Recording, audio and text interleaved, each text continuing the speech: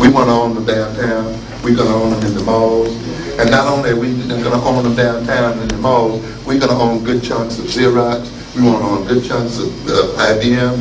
We want to own good chunks of Con Ed with their cheating self out there, overcharging black churches and everything. They're even overcharging the people who pray a lot. And despite all their prayers, Con Ed came right in and hiked their bills right up. And we got more churches than anybody. I guess that's why they charge us more. In the future, what is going on here today is that corporations will literally be sovereign in the world, not governments. The NAFTA agreement, the GATT agreements have transferred the power of governments to international bodies so that these international bodies will be able to overrule the U.S. Congress. They will be able to overrule the U.S. Supreme Court.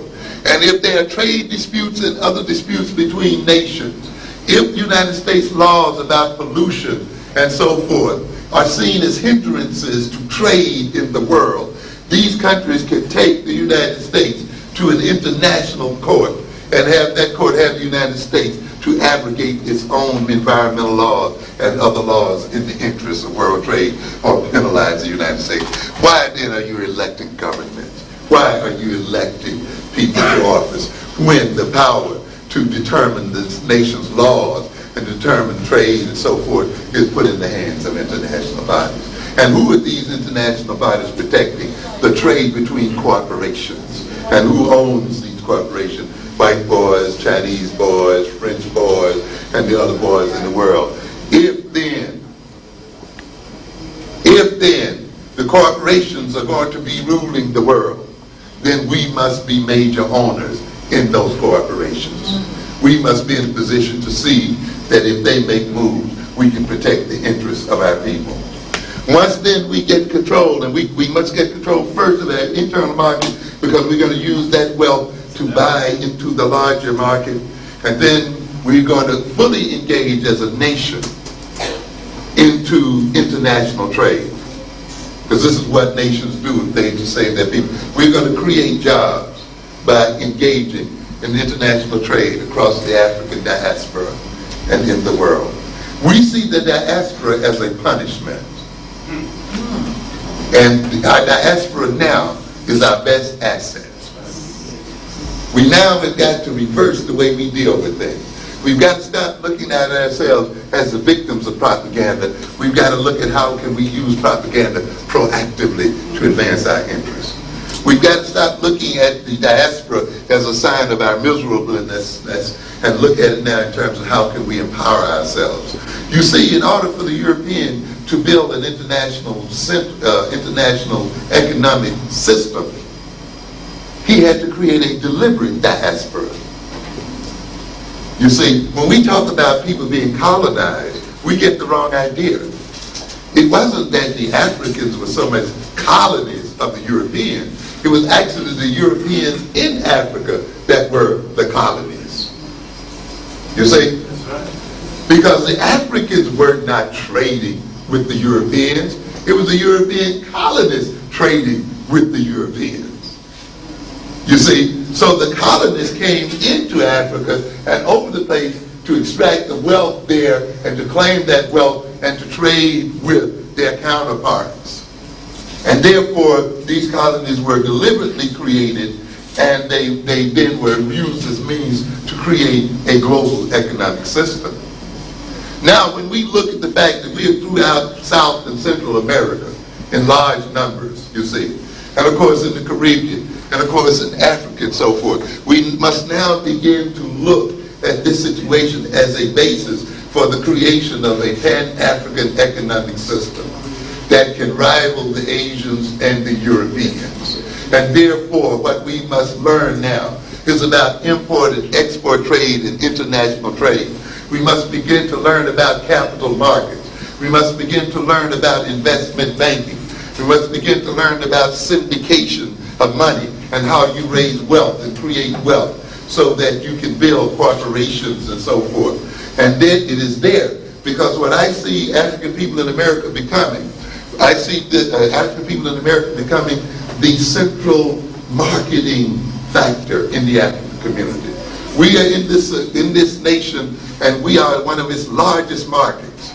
We want to now make this market available to African manufactured products, because at this point the United States is blocking those products out. And Africa cannot become a manufacturing and industrial nation if no nation will buy its manufacturing. Quick example, Ghana, which sold cocoa beans, decided that the money was in the processing of the cocoa beans. But that's a white man's game, isn't it? Nestle wanted that. Hershey wanted that. They just wanted Ghana to sell the raw beans, you see. And they went out and bought the factories so that they could turn the cocoa beans into cocoa and refine chocolate and sell that, because that's where the money end of the deal was. The United States and these other Europeans would not let those products cross their borders. At this point now, as African Americans, we must empower ourselves in such a way that we are going to get this government, the same way we rallied for South Africa, the same way we rallied for Haiti, the same way we rallied for Namibia, the same way we rallied for any African nation that has problems. And we go to the Washington government and get them to change their policy in the interest of the liberation of African people of the world. And we're not through now. The next game is to do this, to knock down those tariffs that they have against African nations, to get this nation to relieve the Africans of that debt that they have laid upon them and make their lives impossible.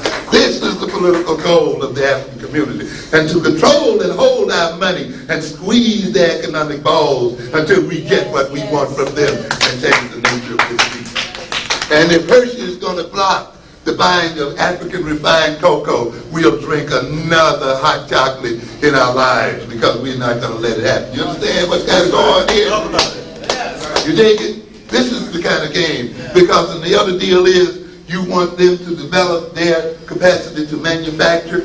You're going to stop going down to this Gap and buying that garbage down there until you recognize if it's going to be sold and you're going to buy it, you're going to see that those clothes are sewn in Africa, and so on in the Caribbean, and so on in Central and South America.